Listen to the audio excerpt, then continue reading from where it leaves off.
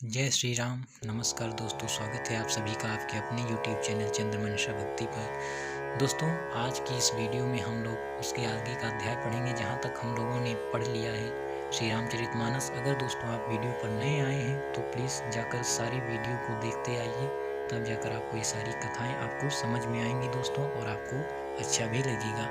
तो चलिए दोस्तों, शुरुआत करते हैं आज का अध्याय। तो दोस्तों, हम लोगों ने इस दोहे तक पढ़ा है जब दूतों ने राजा दशरथ को समाचार सुनाया और कहा कि सुनिए, आपके समान धन्य और कोई नहीं है, जिनके राम और लक्ष्मण जैसे पुत्र हैं, जो दोनों विश्व के विभूषण हैं। दोस्तों, अब हम इसके आगे पढ़ेंगे। पूछन जो गुना तनय तुम्हारे, पुरुष सिंह तिहु पुर उजियारे, जिनके जस प्रताप के आगे, शशि मलिन रवि शीतल लागे।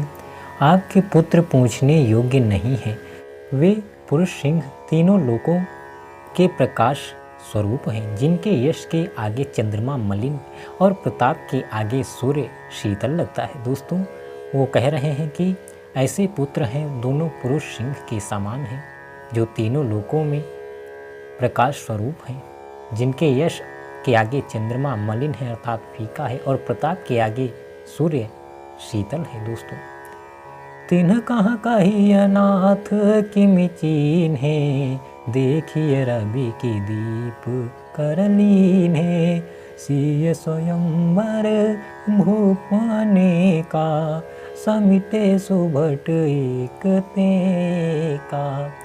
हे नाथ, उनके लिए आप कहते हैं कि उन्हें कैसे पहचाना? क्या सूर्य को हाथ में दीपक लेकर देखा जाता है? सीता जी के स्वयंवर में अनेकों राजा और एक से एक बढ़कर योद्धा एकत्र हुए थे। दोस्तों, दूत कह रहे हैं कि आप कहते हैं कि उन्हें कैसे पहचाना?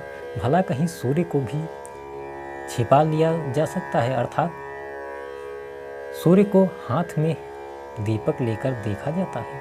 दोस्तों, सूर्य को दीपक से नहीं देखा जा सकता, अर्थात वो स्वयं ही दिखाई देता है। सीता जी के स्वयंवर में अनेक राजा और एक से बढ़कर एक एकत्र हुए थे योद्धा।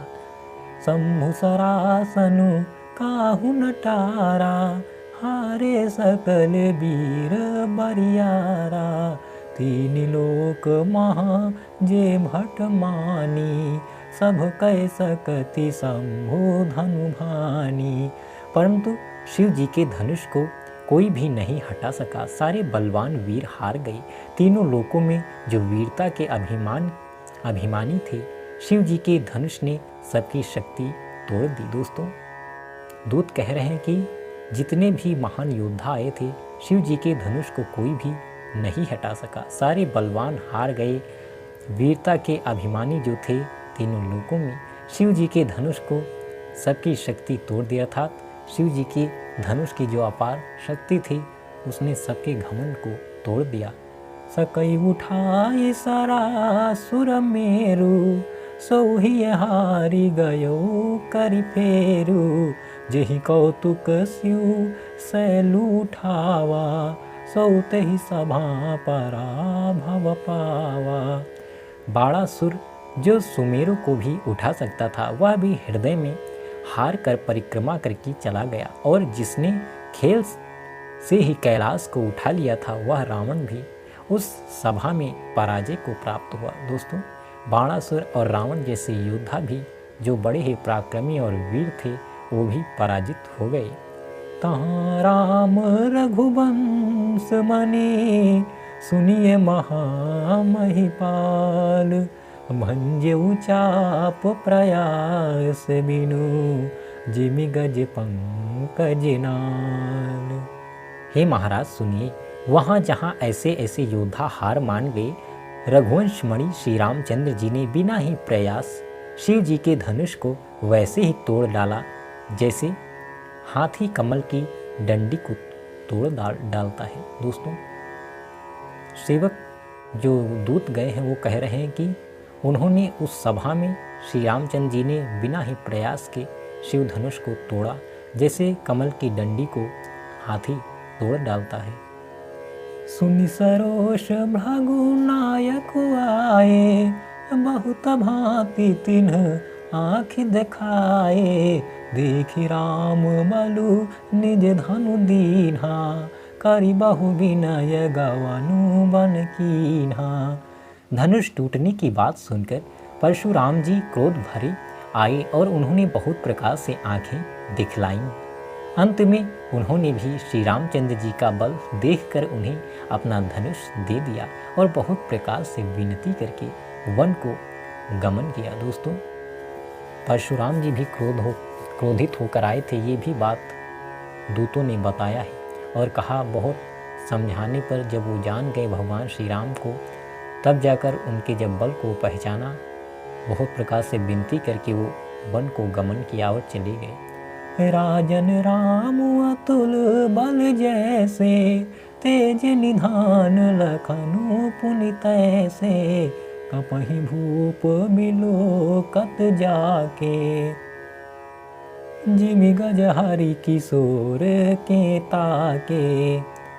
हे राजन, जैसे श्री रामचंद्र जी अतुलनीय बली हैं, वैसे ही तेज निधान फिर लक्ष्मण जी भी हैं, जिनके देखने मात्र से राजा लोग ऐसे कांप उठते थे जैसे हाथी सिंह के बच्चे के ताकने से कांप उठते थे। दोस्तों, श्री रामचंद्र जी अतुलनीय बली हैं, वैसे ही कह रहे हैं कि लक्ष्मण जी भी कुछ कम नहीं हैं। उनके देखने मात्र से राजा लोग कांपने लगते थे, ऐसा लगता था सिंह के बच्चे के ताकने से कांप उठते हैं जैसे हाथी।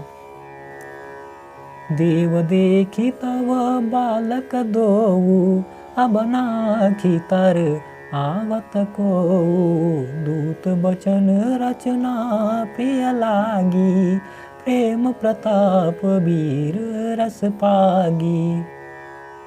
हे देव, आपके दोनों बालकों को देखने के बाद अब आँखों के नीचे कोई आता नहीं है, हमारी दृष्टि पर कोई चढ़ता ही नहीं। प्रेम प्रताप और वीर रस में पगी हुई दूतों की वचन रचना सबको बहुत प्रिय लगी। दोस्तों, दूतों ने जब ऐसी बात कही तो उन्होंने सबको मंत्रमुग्ध कर लिया और उनकी प्रेम प्रताप और वीर रस में पगी हुई जो भूली हुई बातें थी, उस रचना को सुनकर सबको बहुत प्रिय लगी वो बातें। सभा समेत राउ अनुरागे, दूतन देन निछावरि लागे।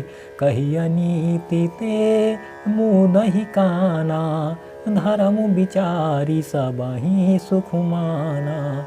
सभा सहित राजा प्रेम में मग्न हो गए और दूतों को निछावर देने लगे। उन्हें निछावर देते देखकर यह नीति विरुद्ध है ऐसा कहकर दूत अपने हाथों से कान मूंदने लगे। धर्म को विचार कर उनका धर्मयुक्त बर्ताव देखकर सभी ने सुख माना। दोस्तों, सभा सहित राजा भी प्रेम में मग्न हो गए। फिर उन्होंने निछावर देने लगे उन दूतों को। तो यह नीति विरुद्ध है ऐसा कहकर दूत अपने हाथों से कान मूंदने लगे, क्योंकि दोस्तों दूतों ने कहा ये नीति विरुद्ध है, ऐसा नहीं होना चाहिए। तो उनकी ये धर्मयुक्त बर्ताव देखकर सभी ने सुख माना। तब उठी भूप वशिष्ठ कहूँ, दीन्हि पत्रिका जाई।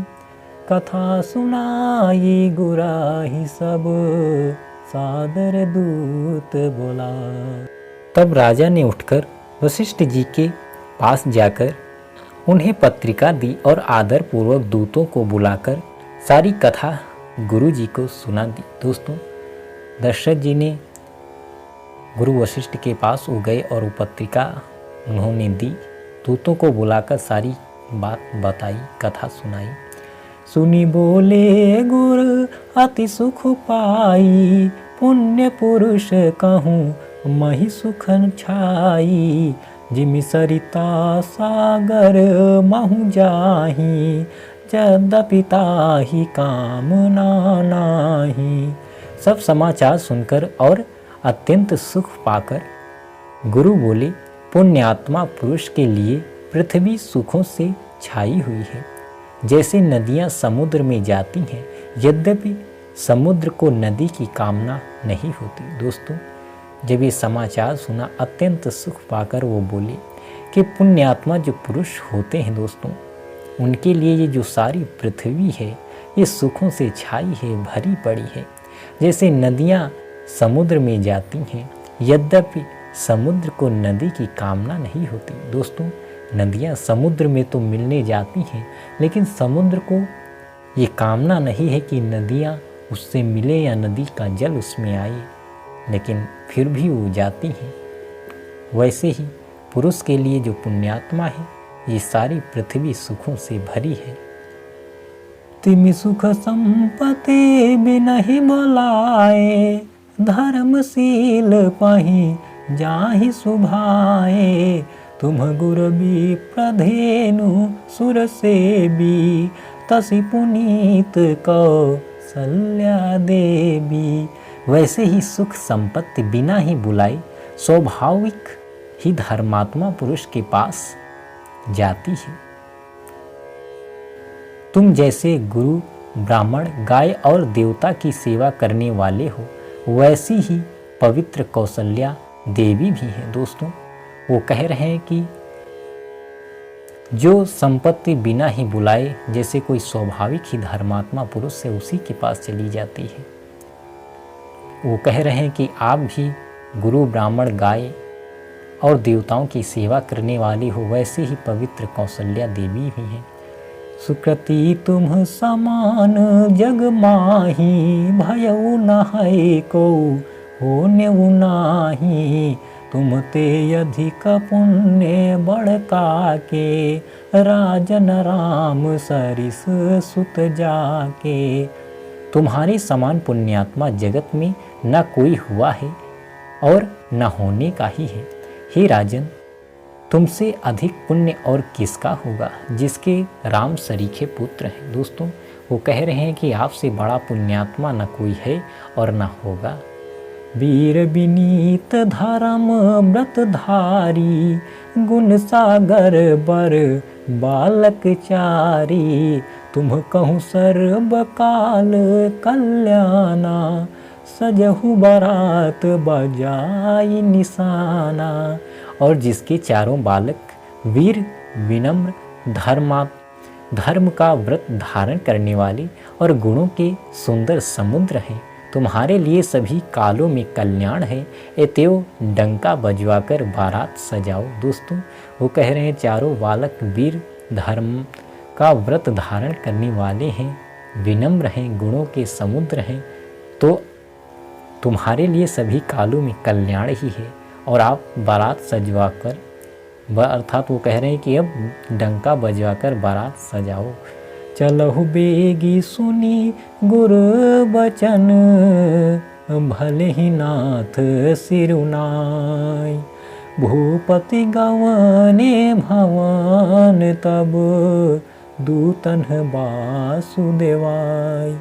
और जल्दी चलो, गुरु जी के ऐसे वचन सुनकर हे नाथ बहुत अच्छा कहकर और सिर नवाकर तथा दूतों को डेरा दिलवाकर राजा महल में गए। दोस्तों, ऐसा जब सुना दशरथ जी ने तो बहुत अच्छा है ऐसा कहकर वो महल में चले गए। अब बारात सजाई जाएगी, जनकपुर को जाएंगे। तो दोस्तों, आज के अध्याय में बस यहीं तक। आप बने रहिए हमारे साथ। जय श्री राम, नमस्कार।